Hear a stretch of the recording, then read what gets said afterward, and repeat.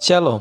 Renungan kebenaran firman Tuhan hari ini terdapat di dalam kitab Imamat pasalnya yang ke-17 ayat 10 sampai dengan ayat yang ke-16. Judul renungan hari ini, kehidupan ditemukan dalam darah. Secara historis, ada beberapa negara pejuang yang begitu kejam dan meminum darah musuhnya. Banyak masyarakat percaya bahwa mengkonsumsi darah musuh yang jatuh akan memberi peminum kekuatan. Meskipun pemikiran ini cukup jahat bagi kita hari ini, namun pada saat itu merupakan pertunjukan superioritas. Ada golongan orang yang paling ditakuti pada saat itu, di antaranya orang Skit, orang Tartan, orang Arab, dan banyak lagi. Namun dalam Imamat 17, Tuhan dengan tegas melarang mengkonsumsi darah. Selain manfaat kesehatan, Tuhan punya alasan lain untuk melarang praktik tersebut. Dari apa yang kita ketahui tentang budaya dan agama lain di sekitar bangsa Israel, ini akan membuktikan perbedaan cara hidup umat pilihan Tuhan dengan bangsa-bangsa lain di sekitarnya. Juga menunjukkan kepada dunia bahwa kekuatan mereka berasal dari Tuhan dan bukan dari musuh mereka yang jatuh. Alasan terbesar yang Tuhan berikan untuk melarang meminum darah berasal dari firman-Nya sendiri.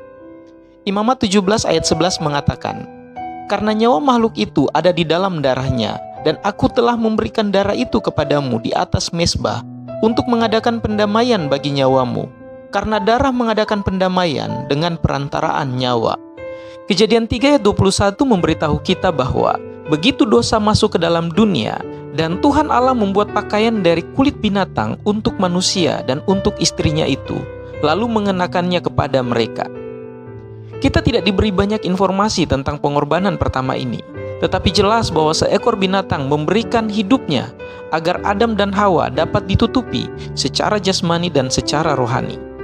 Banyak sarjana mengatakan bahwa Tuhan menunjukkan kepada Adam dan Hawa bagaimana berkorban untuk dosa-dosa mereka ketika Dia menciptakan pakaian asli mereka yang pertama. Sejak awal, Tuhan mengajarkan kita bahwa darah menyucikan seseorang dari dosa. Yesus Kristus terus mengajar tentang hal ini. Di dalam Yohanes 6 ayat 53-58, Ia mengajarkan, maka kata Yesus kepada mereka, "Aku berkata kepadamu, sesungguhnya jikalau kamu tidak makan daging anak manusia dan minum darahnya, kamu tidak mempunyai hidup di dalam dirimu. Barang siapa makan dagingku dan minum darahku, ia mempunyai hidup yang kekal, dan aku akan membangkitkan dia pada akhir zaman. Sebab dagingku adalah benar-benar makanan, dan darahku adalah benar-benar minuman. Barang siapa makan dagingku dan minum darahku, ia tinggal di dalam aku, dan aku di dalam dia. Sama seperti Bapa yang hidup mengutus aku, dan aku hidup oleh Bapa. Demikian juga barang siapa yang memakan aku, akan hidup oleh aku. Inilah roti yang telah turun dari surga, bukan roti seperti yang dimakan nenek moyangmu, dan mereka telah mati. Barang siapa makan roti ini, ia akan hidup selama-lamanya."